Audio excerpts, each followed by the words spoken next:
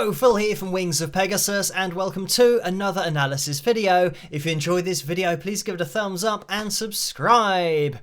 So, I've had a lot of messages to take a look at this particular video tonight, as you can probably understand, because recently over in the USA, something big happened. It was the inauguration of Donald Trump being the new president over there. And believe it or not, this was actually on TV here in the UK. And I was on my laptop at the time, and Donald Trump was talking about lots of different things. I wasn't really paying attention because I was working, but I then heard that they were going to do a performance, or there was silence, and I could see that Carrie was walking towards the stage, and it wasn't really a stage, but where Donald Trump had just been talking. So there was going to be a live performance. So of course I now started paying attention to the TV. She was obviously waiting for the track to start, for the backing to start. And this went on for quite a long time. Obviously it gets cut out of most videos on YouTube, but there was a lot of nothing happening to the point where it started to feel a bit awkward. But just have a listen to this quickly.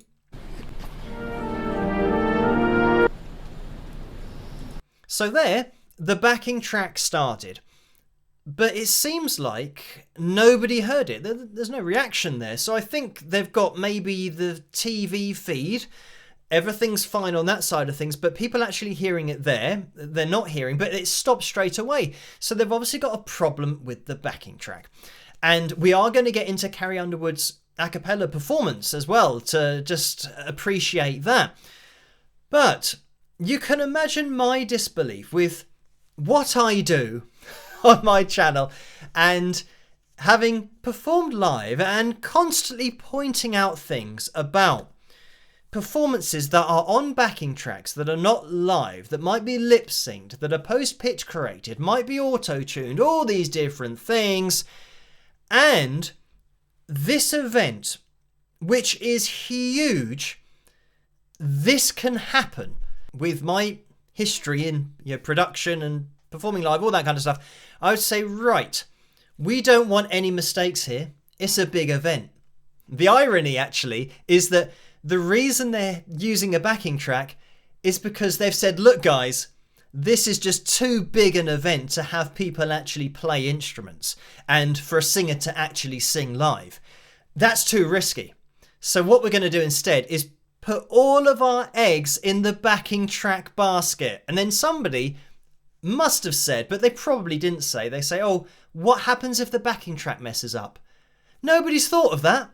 So they're using a backing track to make sure that there aren't any mistakes, and the thing that they're relying on doesn't work. So there's a mistake. And I don't know what they were planning on doing, but imagine if it had been a lip-synced vocal and that lip-synced vocal went wrong as well. It would have now totally taken the focus off the inauguration, but it will now be all on the musical performance that wasn't actually a performance and was the biggest mess up of all time. So anyway, I'm glad actually that the backing track didn't work, that Carrie could then actually sing. But anyway, getting back to it, my point is, for an event such as this, surely this warrants and merits people playing their instruments, having live accompaniment, getting some talented American musicians there with Carrie to then have a great performance, to celebrate their musical talent. Working our way back to the point of organising this and somebody saying, what if the backing track fails? There's obviously nothing in place for that. And if I were planning an event such as this, I would have a plan A, a plan B, a plan C, a plan D, a plan E.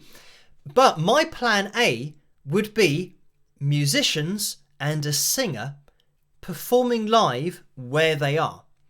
Now, once you've got that covered, you know that there's going to be sound and you're going to hear a live performance. But I think ultimately when you decide that something is going to be live, even if you have loads of things that go wrong, you could have, in the end, a guitarist and Carrie singing live.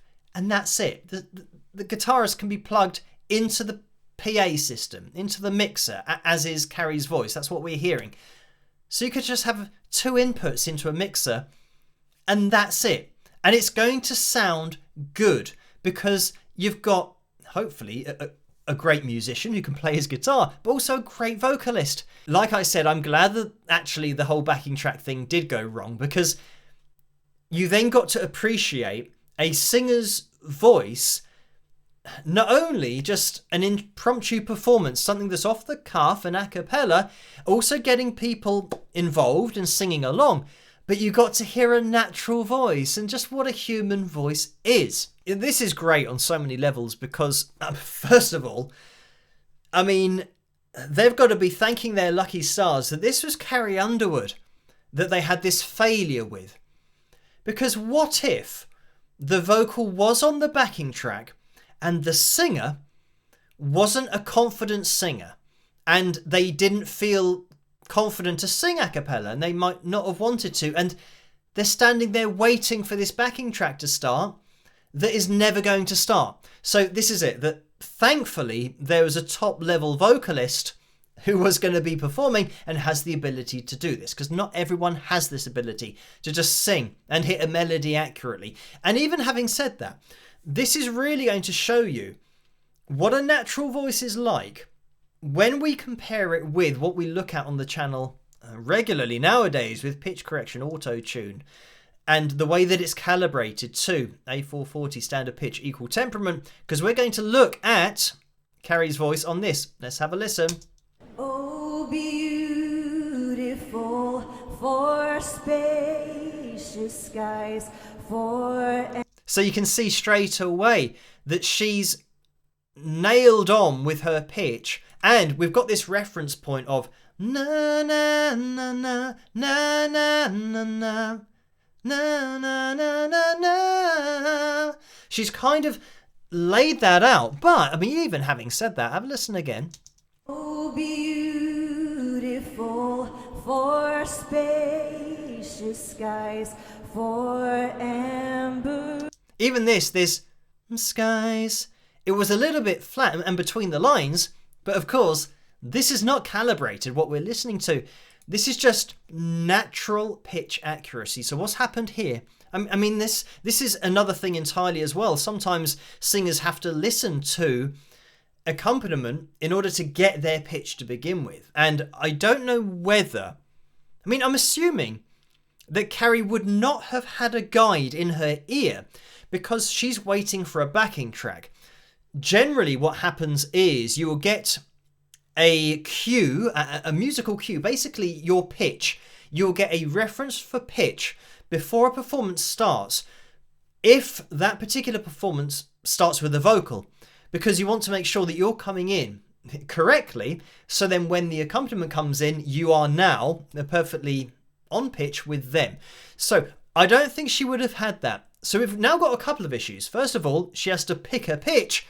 Second of all, she has to pick a pitch that is not too high. And this is huge because singers start too high all the time when they're singing a cappella. And what that means is, especially, by the way, for the US national anthem, there's a particular point in that national anthem where you are jumping. You have a serious jump in pitch. If you've started too high for your own vocal range, you are going to potentially strain to get that top note, or you are going to not reach it at all. And I'm sure everybody knows what I'm talking about. And it's this, and the rocket's red glare, that jump up there. If I start and went, and the rocket's red, you started too high, you're never going to make it.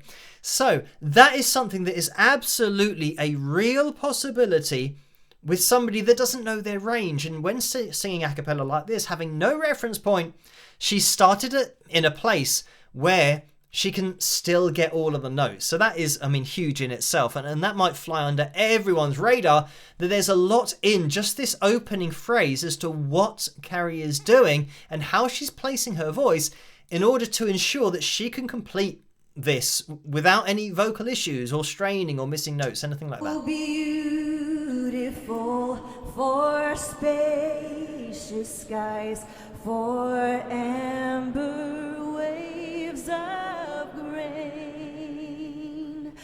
And I mean, we're just seeing Carrie's voice here, but we can hear everyone starting to kind of join in softly in the background. But when we're looking at this again, here we go, B3, really accurate. And then as you get with a natural voice, just slightly flat of the C4. But all of these intervals are absolutely accurate enough for everybody to understand the melody, because people are singing along to this. And guess what? Everyone is singing along in the same key.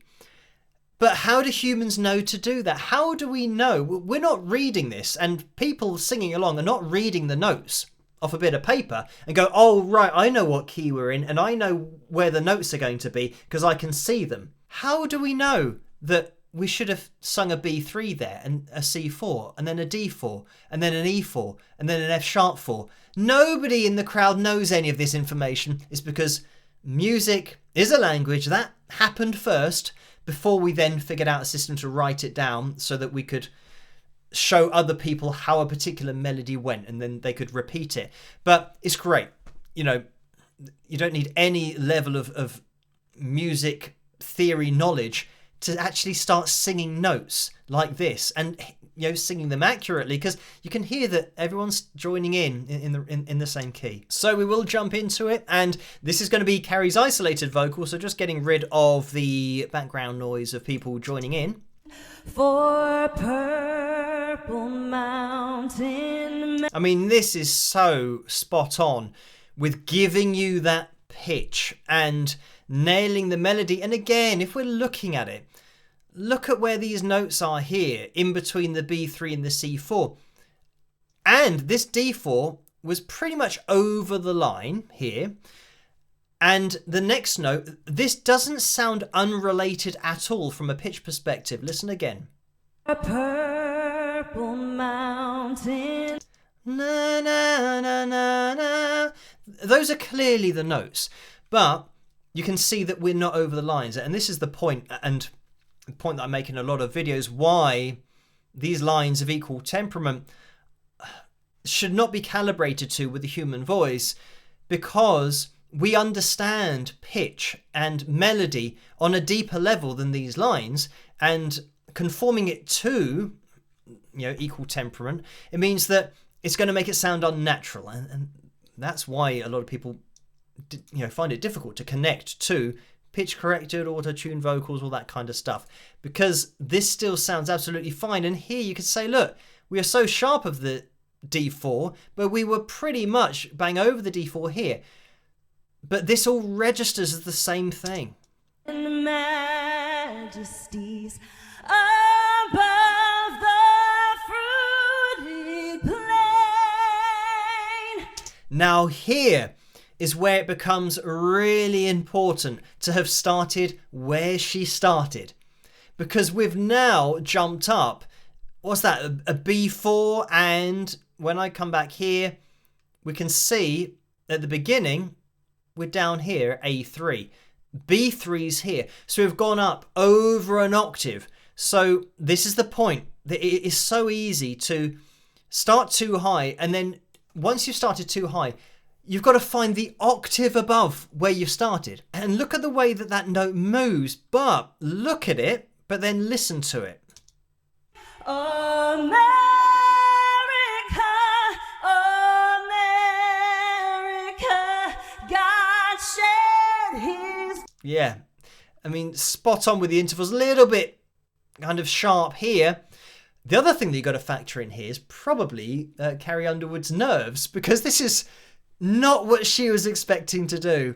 Is just trying to make up for a massive, I don't know, just a monumental mess up by whoever's in charge of the sound here, to not have something as a backup, and have a backup to the backup, and have a backup to the backup to the backup for this kind of event. I mean, it is really surprising. But again, thanking their lucky stars, they've got Carrie Underwood there. Great grace on thee, and crown thy good with brotherhood from sea to shining sea. And there we have it.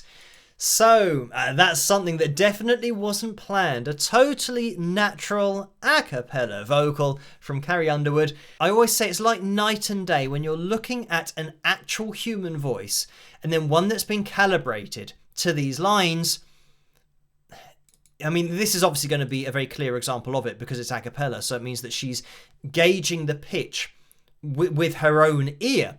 But even still, you can see how accurate that she is to the key of what she's singing, that A4.